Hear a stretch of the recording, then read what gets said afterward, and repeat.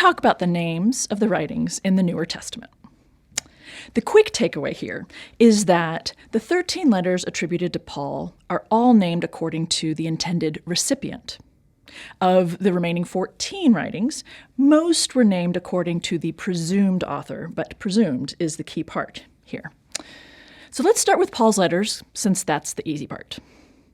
The letters attributed to Paul are all named according to the recipients, the people or community he was writing to. Within the genuine Pauline letters, the letter of Romans was written to the churches in Rome. The two letters, 1 and 2 Corinthians, are a combination of several letters back and forth between Paul and the community in Corinth. Galatians is a letter to several churches in Galatia, which is a region about in the middle of Asia Minor, and so forth, for all 7 genuine letters of Paul. Notice there's one letter written to just a person instead of a church community, the letter of Philemon. Though most New Testament scholars do not think that Paul and his buddies wrote these letters, the same naming trick applies to the Deutero, or disputed, Pauline letters. For instance, Ephesians was written for the church in Ephesus, Colossians to the church in Colossae. You get the idea here, right? 1 and 2 Timothy were written to Timothy, who just happened to be living in Ephesus, and so on. So, the letters of Paul, genuine or disputed, were named according to their intended recipients. The remaining 14 writings are generally named according to the presumed author.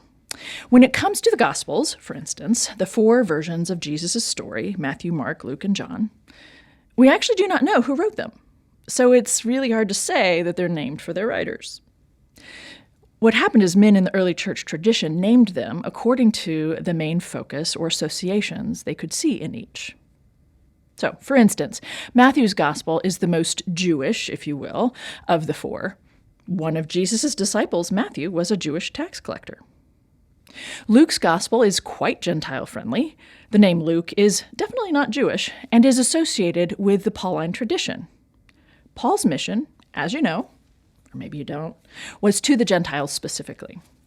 Additionally, many people have suggested that Luke's gospel pays more attention to the matters of the body than other gospels do. While this is not actually necessarily true, perhaps this claim is undergirded by the reference to Luke, the beloved doctor, in a letter attributed to Paul. The names given to the Gospels reflect the content and interests of each Gospel. But they also had to be associated with someone from the first generation or two, after Jesus, in order to be eligible to be considered authoritative. Not quite what we were told in Sunday school, huh? There are 3 other writings that skirt around the named for the author bit: the Acts of the Apostles, Hebrews, and Revelation. Acts of the Apostles, usually shortened to Acts, is considered the second volume to Luke's Gospel, written by the same guy. The Gospel tells one of the versions of Jesus' story, and Acts tells a story about how things played out among the apostles after him.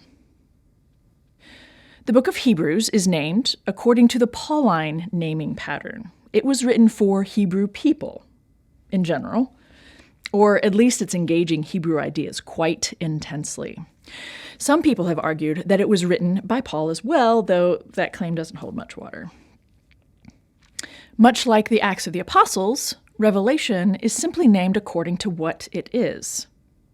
A guy named John, which John we do not know, wrote about this long, wild dream in which many things are revealed to him, like pulling back a curtain. Thus, it is called Revelation.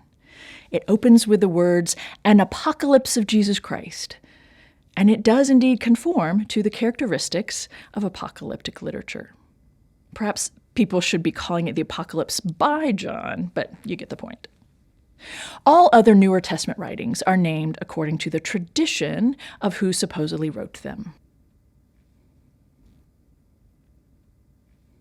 As many students are somewhat surprised or even unnerved to learn, there is a great deal of uncertainty about who is behind many of the Newer Testament writings.